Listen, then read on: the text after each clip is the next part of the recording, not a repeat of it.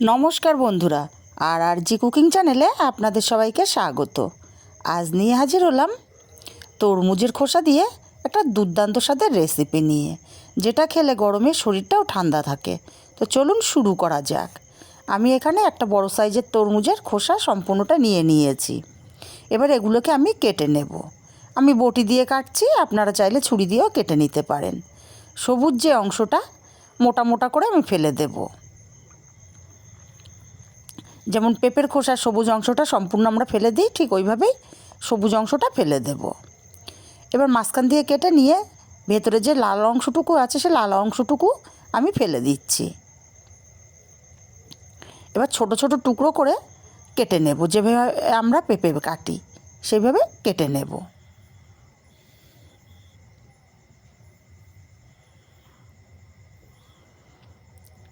ঠিক এরকম ছোট ছোট টুকরো করে আমি কেটে নিয়েছি। আর একইভাবে সব তরমুজের খোসাগুলো আমি কেটে নিয়েছি।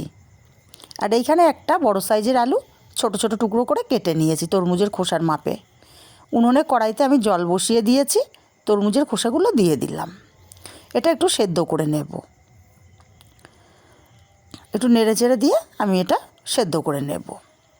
দেখুন জলটা ফুটতে শুরু করেছে, একটু নেড়ে চেড়ে দিচ্ছি, দিয়ে আমি মিনিট পাঁচেক এটা ফুটিয়ে নেব। 5 মিনিট পরে দেখুন কালারটা কিন্তু পুরো চেঞ্জ হয়ে গেছে। ঠিক এইরকম স্বচ্ছ লাগছে এখন। এবার এটাকে আমি তুলে নেব জল থেকে। এক্সট্রা যে জলটা আছে জলটা অবশ্যই ঝরিয়ে নিতে হবে। আমি তরমুজের খোসাগুলো নামিয়ে কড়াই পরিষ্কার করে উনুনে বসিয়ে দিয়েছি, আর কড়াই গরম করে তেল দিয়ে দিলাম। এখানে কিছুটা বড়ি আমি ভেজে নেব লাল লাল করে। বড়িগুলো বেশ লাল লাল করে ভেজে নিয়েছি, আমি নামিয়ে নেব।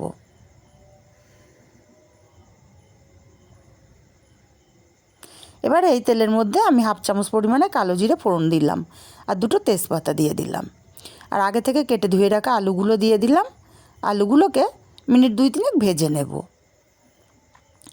আলুগুলোকে ভেজে নিয়েছি, কালারটাও চেঞ্জ হয়ে গেছে। আর এখানটায় আমি আগে থেকে মটর ডাল কিছুটা ভিজিয়ে রেখেছিলাম, জল ঝরিয়ে আমি ডালগুলো দিয়ে দেব।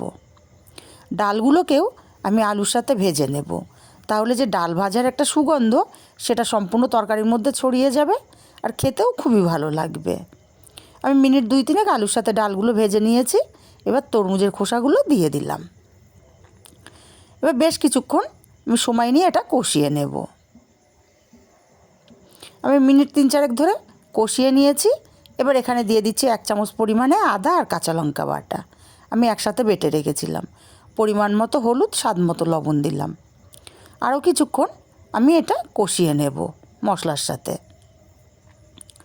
মিনিট 2-3 আমি আরও সময় নিয়ে কষিয়ে নিয়েছি। এবার এখানটায় আমি দিয়ে দেব 1/2 চামচ পরিমাণে ধনে গুঁড়ো।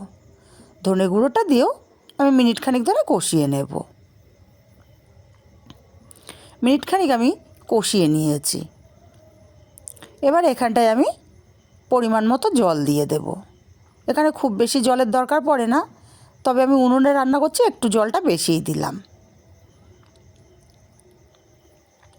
এবার এখানে আমি দিয়ে দেব 3টে চেরা কাঁচা লঙ্কা। আর যে বড়ি ভেজে রেখেছিলাম তার থেকে কয়েকটা হাতের মধ্যে নিয়ে ভেঙে দেব, তাহলে তরকারিটা খেতে খুবই ভালো লাগবে। কয়েকটা ভেঙে দিয়ে দিলাম, আর কয়েকটা আমি গোটা দিয়ে দিচ্ছি। একটু নেড়ে চেড়ে মিশিয়ে দেব।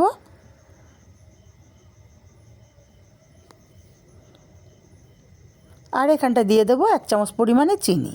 যেহেতু এটা নিরামিষ তরকারি, চিনিটা দিলে একটু ভালোই লাগে খেতে।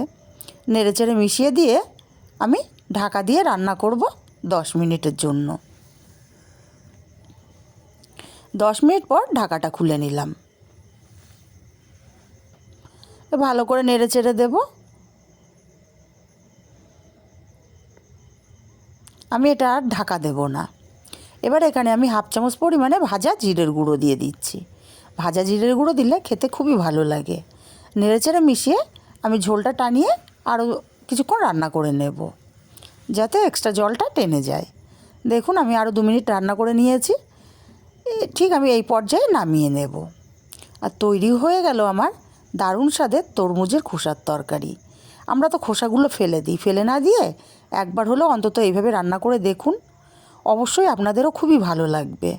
আর যদি রেসিপিটি ভালো লাগে কাছের আত্মীয় স্বজন বন্ধুবান্ধবদের কাছে শেয়ার করতে ভুলবেন না।